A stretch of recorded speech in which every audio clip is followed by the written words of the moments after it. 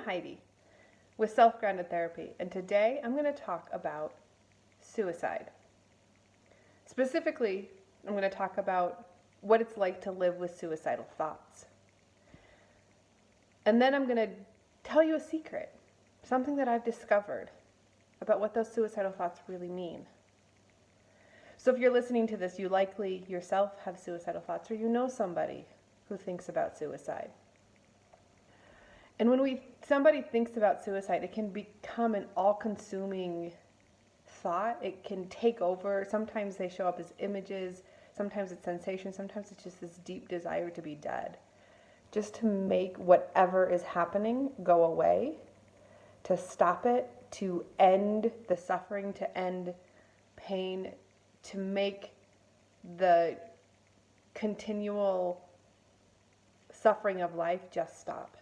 So when you live with suicidal thoughts, sometimes they can come up so intensely and so strongly that it might be something that you spend most of your day thinking about. And it can be exhausting to think about suicide that much. You also might have just passing suicidal thoughts, and maybe just a thought here or there that is like, oh, I want to be dead, or maybe you're driving your car, or right now during COVID, maybe you're at home and there's a passing thought of like, oh, maybe if I got COVID, I could die. That might be nice. And then it kind of fades and goes away and you're like, I actually don't want to get it. There's not a whole alert to getting COVID to die, but there's that passing thought that happens. Sometimes when people are driving, they might be like, oh, there's a curve. I just kind of want to drive off of it. So really, actually, suicidal thoughts are pretty normal. Most people actually have had them at one point or another in their life. The people who live with them all of the time are warriors. You're strong for even being alive right now, for not acting on the thoughts. It's exhausting sometimes to live with intense suicidal thoughts day in and day out.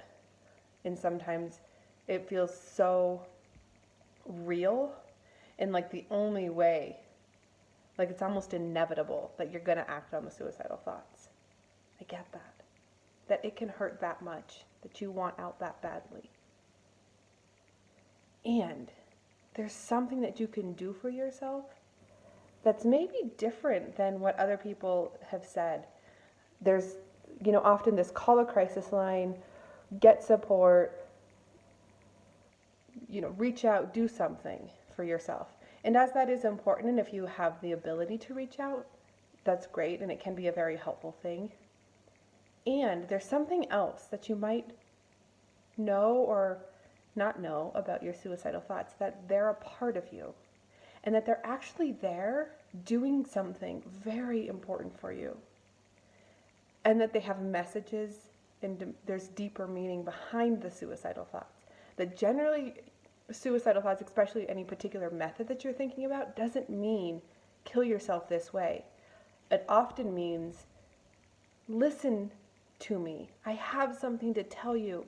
The pain is so intense that I want it to stop, and this is the only way that part of you knows how to stop it.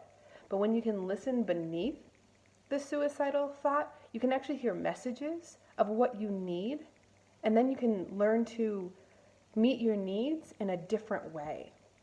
So like if you have a suicidal thought that comes up and you're in a particularly emotionally drained, exhausted space, and maybe you're just like, I just want to go to sleep and never wake up again. Just this deep hurt and pain and heaviness, and you just want it to stop, and you just want to fade away into the peace of sleep. There actually might be a message there. A message that you need some rest. You need emotional, restorative rest.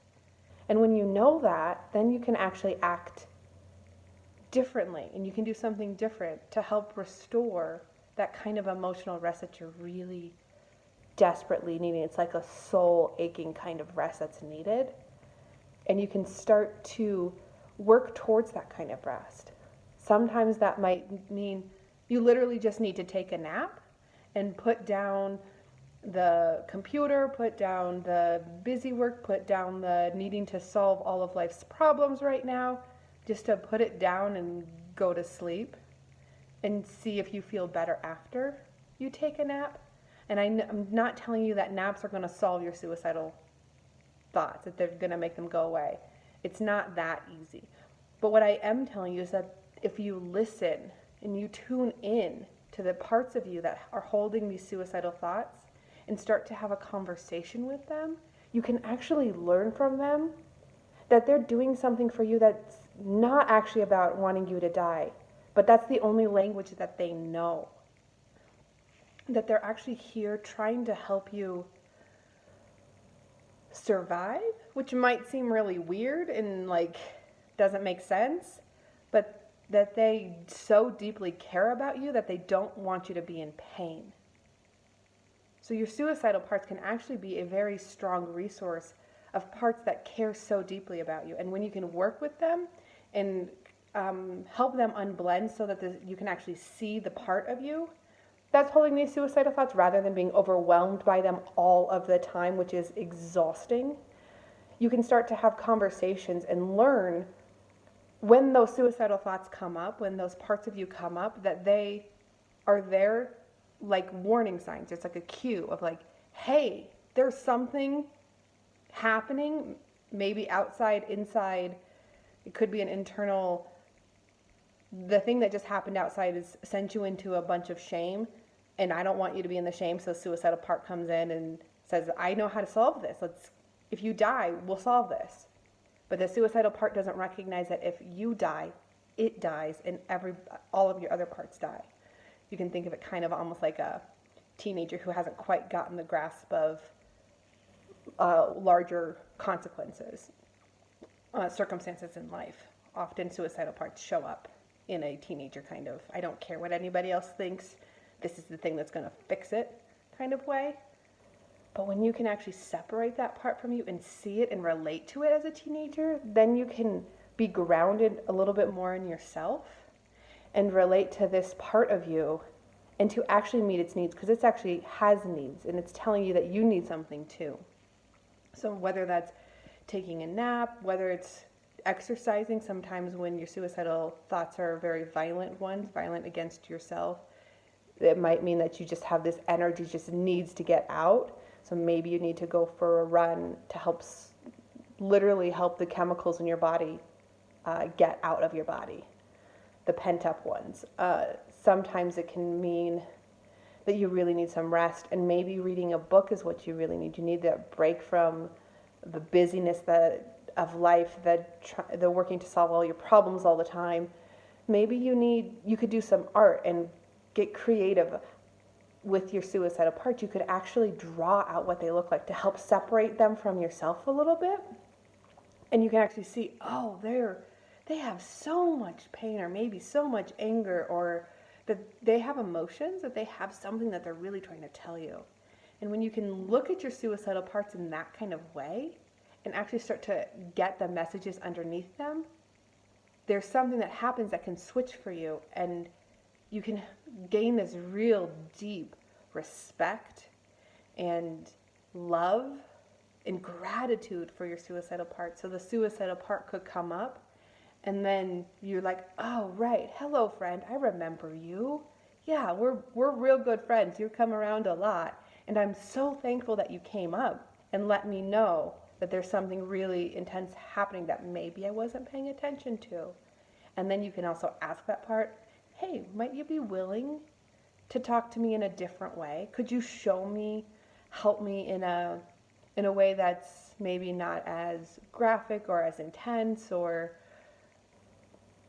things like that? You can actually help them, give them boundaries, and let them know that you hear them and you're there for them, and you're going to keep coming back to them. And when you keep coming back to them, back to your suicidal parts, and being with them, and then also doing the work with the other parts that are having a lot of pain, a lot of shame, a lot of guilt, a lot of sadness, when you work with those parts and help them ease their pain, then the suicidal parts don't have to be so strong. So there's an actual way that you can get to know yourself and support yourself in a deeper way. And You don't have to be put into a hospital to do this. You can do this online. It even works online through support with a therapist, with an internal family therapist. You can do that with me if you feel comfortable. It's just like, it's building support around you, and it doesn't have to be me. It could also be anybody who can help you explore and be really curious about your suicidal thoughts. That's the key. Can you be curious about them? Can you help them step out from yourself enough so that you the desire or need to actually act on the thoughts decreases a little bit, so that the acting on the thoughts becomes less the focus, and actually exploring what the messages are within the suicidal thoughts and the needs beneath that becomes the focus, so you can actually learn what you need for yourself. And when you learn what you need for yourself, you can start to work towards putting those kinds of things in place, and it can have drastic shifts in your life. So that's just a little bit about suicidal thoughts. I have so much more I could say. I'll do some more videos and other times to give more information around suicidal thoughts and how you can work with them and support yourself, and also how you can get support from people who can actually help you. So if you found this at all interesting or helpful, I would love to hear any comments. So feel free to comment below if you're on YouTube. If you're on my website and you want to connect more with me, please click the button and you can schedule a free 20-minute consultation. I would be happy to talk to you and support you and help you navigate through suicidal thoughts, which can feel really intense and big, and also have something really powerful to tell you. They have messages for you, and they can help you. They really are there to help. I'm looking forward to hearing from you more.